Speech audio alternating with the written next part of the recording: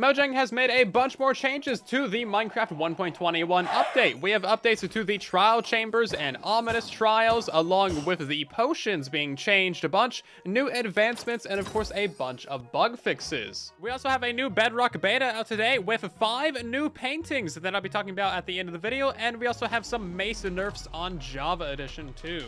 The next major update for Java Edition is also on the way. This is the first pre-release for 120.5, so the next major update for Java Edition, it might just be a couple of weeks away, and after that, we are just waiting for the full 1.21 update to finally release. We have several new advancements in this Java snapshot, which means that they're also going to be coming to Bedrock Edition in the form of achievements. The first one is Revolting. You need to use one of these scary-looking ominous trial chamber keys on an ominous vault, which is also kind of scary. And once you do that, you're going to get the Revolting advancement and a bunch of pretty good loot as well. And the next advancement is Isn't It Scoot? You need to brush an armadillo with a brush to get the armadillo scoot from it, as you can see there. And of course, you can find these guys in the savanna biomes and the badland and mesa biomes as well. The next couple advancements have to do with wolf armor. So you need to remove wolf armor from a doggo by using shears, and that'll give you the snippet advancement. And then you also need to repair wolf armor either while it's on the dog or in an anvil, just using some armadillo scoot. And as you can see, that is going to give you the good as new advancement. Now you have to fully repair it. You can't just partially repair it.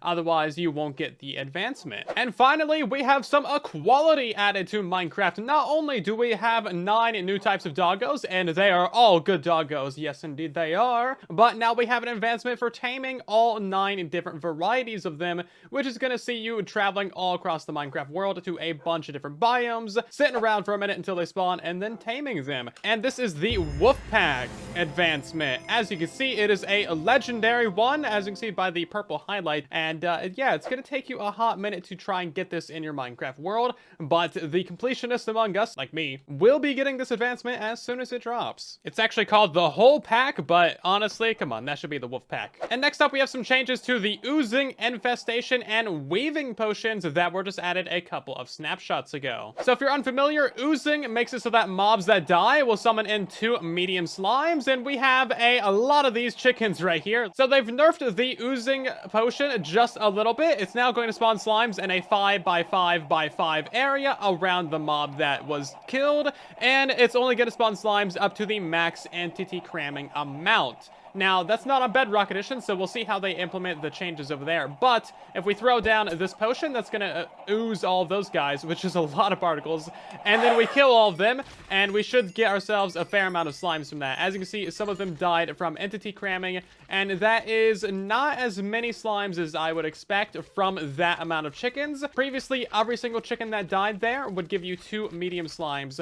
But that definitely does not appear to be the case anymore. The Potion of Infestation has actually been buffed by about double. So previously, when mobs took damage under this effect, they would have a 5% chance of spawning 1 to 2 silverfish, but now they have a 10% chance to summon 1 to 2 silverfish. So if we throw a bunch of poison at those guys, as you can see, they're going to start just absolutely shedding these silverfish. There's not that many witches in there, so this could actually be a pretty good XP farm if you got yourself enough witches in there, because of course these witches will heal themselves automatically, and wow, that is quite something, isn't it? I think you could pretty easily make an XP farm out of this in the nether. You just send all your witches from a witch farm through a nether portal, stack them up in a pile, and then you need to sort out the silverfish somehow. So you just block in the witches in a 1x1 like this, and then all the silverfish would get spread out from the feet level. They would just get knocked out of there by entity collisions, basically, and then you collect them and harvest them. And this is going to be a lot of silverfish experience. Silverfish XP farms, low-key, might be actually good in 121.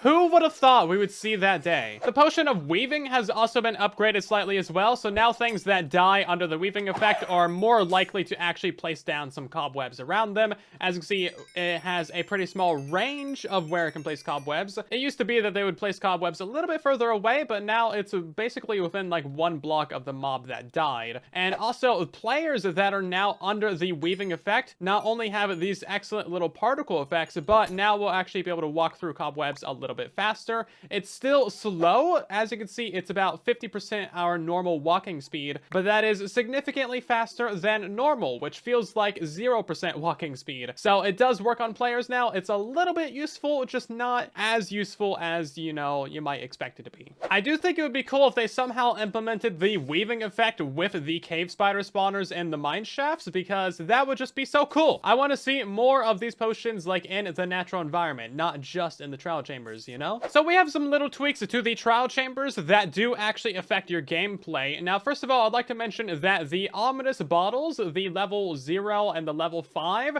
they don't actually affect your difficulty inside of the trial chambers or with the ominous trials. It's simply just a matter of how much time they give you to run around and activate these spawners. And this was verified by King B Dogs on Twitter, as you can see here. So mobs that spawn with armor inside of the trial chambers will no longer drop their armor. So no matter how much you kill these guys and no matter how much you want that fancy trimmed armor, you're no longer going to be able to acquire that. I don't think they have the ability to drop their weapons either. Now, mobs in the ominous trials will more often spawn with enchanted weapons and enchanted armor. And as you can see, the protection on the armor is going to be pretty good at level 4, but all of their weapon enchantments are going to be level 1. So trial spawners also summon in the tipped arrows and potions, but half of the time those are now going to be spawned above the player. As you can see, we just got one spawned above us, and as you can see, there is another one. So they're going to be a little bit more difficult because you're going to be getting these effects applied to you all the time. And of course, there's the 4 new potion effects, but also other things like speed, for example. So the loot tables for these things are still pretty meh. We still are getting just like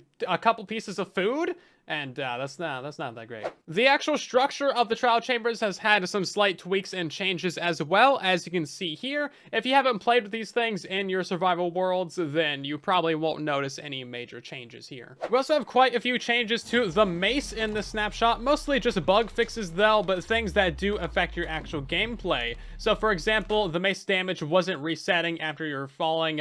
You could spam the mace to do a lot extra damage.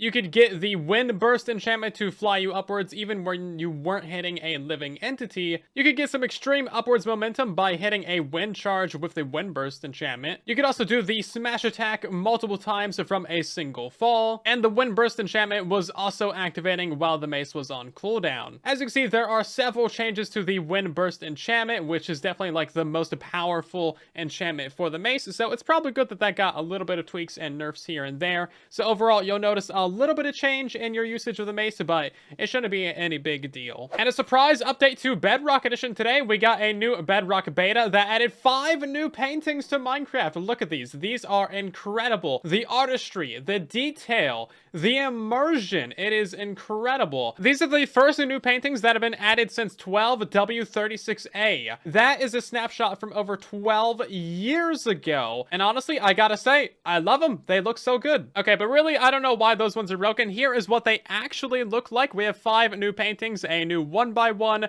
a 1x2, 2 2x2 paintings, and a huge 4x4 painting, which is the pack.png. If you know Minecraft history and lore, this is like the original world save icon that we had on Java Edition from way back in the day, and there was a whole cool thing about this that I think Ant Venom made a video on. Oh, there we go. Okay, so I had to turn on the update 121 experiment, so if you don't have that turned on, they're not going to be the full texture. But yeah, here we go. Look at these. Very nice indeed. They're actually legitimately very good paintings. I love the villager one. We also have some updates to hardcore mode for Bedrock Edition. You can see that our hearts are like really shaking when we're on a low health. I've never noticed that on Bedrock before. Maybe it's just because I'm a professional. But anyway, when you die in hardcore now, you're now going to get the option to spectate the world. So instead of going to the main menu and rage quitting, you can instead just spectate the world, and that's going to put you into spectator mode. The bug is still here where if you relog, you're still in this like pseudo spectator mode. Like I can take damage and die in this mode, even though I'm invisible and I should just be in spectator. So still some bugs to work out with hardcore, but